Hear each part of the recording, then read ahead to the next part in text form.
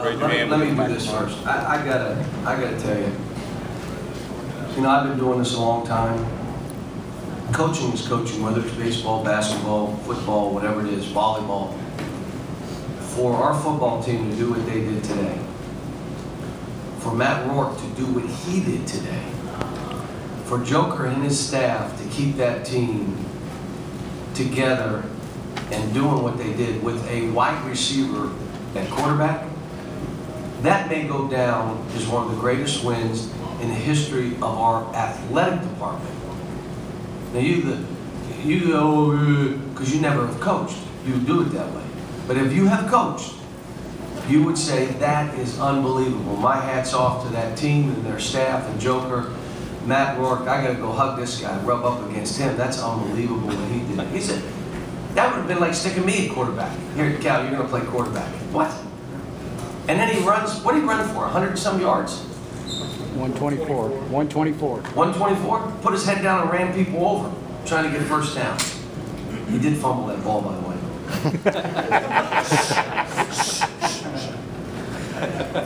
But I'm just so, I can't be happier. I can't be happier for our program and the athletic department, all of it. It was just first time in 26 years, whatever. How many years? 26. I mean, come on. I'm just happy. Yeah. Cal, you guys have 20 assists, just 4 turns. Just talk about the way they took care of the basketball, and were they as aggressive as you wanted to see? I mean, you know what? We started the game against sloppy.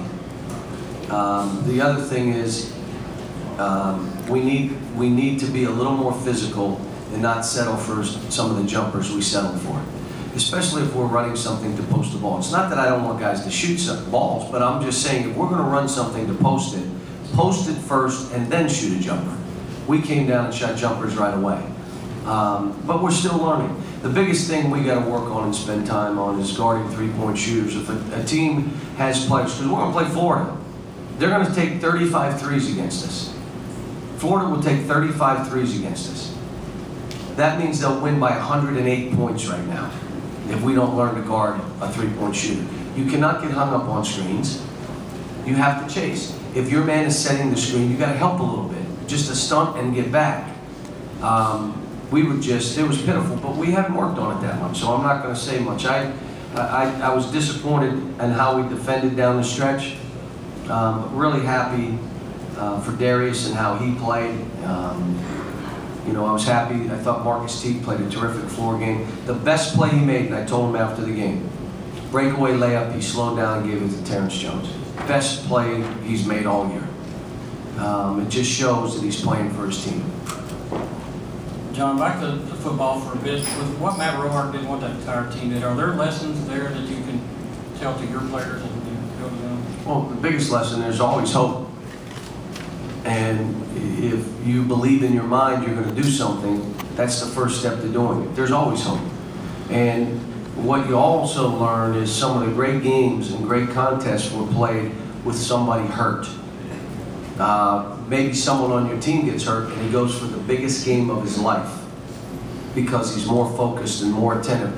I think our football team, knowing with Matt, they were going to protect Matt Rourke. They just told him, you just do your thing, we're going to protect you. And they all stepped up and played better. But I think, again, we're going to be going on the road like we did a year ago where we could not win, and we're going to be up against it. We're going to have to really focus in and grind games out, things that we're not capable of doing yet. Cal, do those sloppy starts concern you, and is there anything consistently that you're seeing that this is happening at the start? I'm going to watch the tape. I thought the first play, we had a couple guys that their motor wasn't running. We ran a play, a guy had a shot. All you had to do is one dribble into the lane and shoot it, and he ends up catching it half speed so that he could try to throw it to somebody else. Well, we can't start games like that. You got to come out of the gate with some aggression, and you got to go at that rim, and you got to get fouled. I thought Terrence, the first play was great. Then we had about 5 plays after that were just sloppy. We got a ways to go. I mean, there's no question we got a ways to go. Cal, like you said after the Old Dominion game that you were thinking about starting Darius. Obviously, you're getting a lot. When you watch this right now, off the bench. Yeah, what you're thinking? When you see right now, you'd say, why isn't he starting? I mean, you know, and maybe he should be. And that's why we got 3 days to keep looking at it and see. The greatest thing with him, and I said this to him today in front of his teammates, there's 3 things that has happened for our team. One, Darius Miller accepting that he has to come off the bench for the time being. That is huge for us. And I told him in front of his team, just understand, when this thing's all said and done, there's no one that's going to fight for you more than me and our staff. I will fight when this thing is all said and done to make sure you're in good shape because of what you're doing. The second thing was Terrence Jones. I said, Terrence, are you averaging as many as a year ago? No. Guys, he was a lottery pick that chose to come back, and he's just playing. He's not worried about scoring points. He's a way better player, way stronger, way more skilled. Not scoring as many because he doesn't have to on this team. And then the third one was Michael Gilchrist came into me and said, Coach, if I need to come off the bench for Darius, I will. I got absolutely no problem. That's the kind of team we have right now. Now the question is, when the lights go on in these big games, do we continue to feel that way? And that's something we're going to have to see. John, can you talk about going to the press right there? It was a 6-point game, I believe. You were able to turn them over a couple of times and kind of sparked the run, got it going. Yeah, and again, you have to understand, we have not, that's not something we spend 20 minutes a day on. It's just not. I believe a press, you're not going to press great teams that are well coached into submission. You're not. I don't care what anybody says. You're not winning a championship if that's the thing that you're relying on. But I also think a press can change the complexion of a game and can give you a gap. You have to be able to guard in the half court. You have to be able to shut people down. Today, we didn't look very good, but you have to be able to guard 3-point shooters. You have to get out and understand you don't leave corners. You don't get hung up on screens when you're guarding 3. You're in an absolute chase mode. So, you know, I would just tell you that, yeah, we are going to press some, but there's some games that I'm not going to press at all. We don't need to. The other team's going to play fast. We pressed because this team was going to hold the ball. If they hold the ball, you got to go out and play people and try to wear them out. How big of a concern is rebounding at this point? They were physical again. They pushed us in the back. They were, you know, they wedged us, and we weren't down and ready to go. And we're playing the next 2 games. Are going to be really hard games. If we don't physically battle before the ball hits the rim, before it hits the rim, you battle. If we don't, it'll be hard for us to win either of the next 2 games. I don't think we can win either, because both of them are pretty good rebounding teams. Gal, it looked like you tried to post some with Anthony a little bit more than you had. How did you think he did? Well, we've been working with him.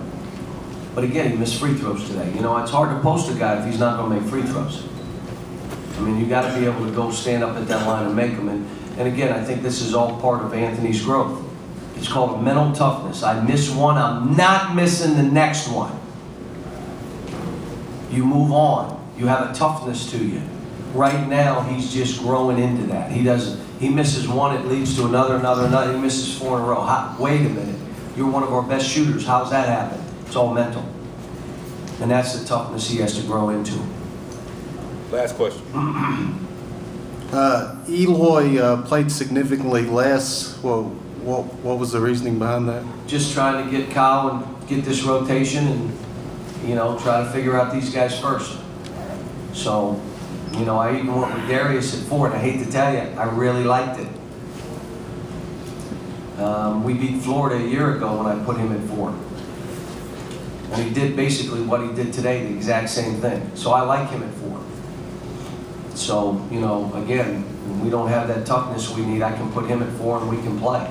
That's the greatest thing about him. He can play all those different positions he's capable of playing.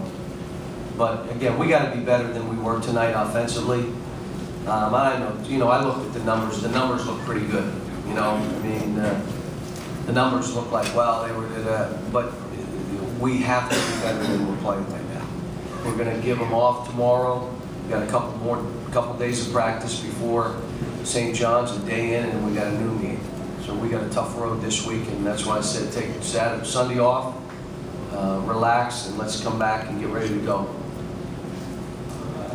Thank you.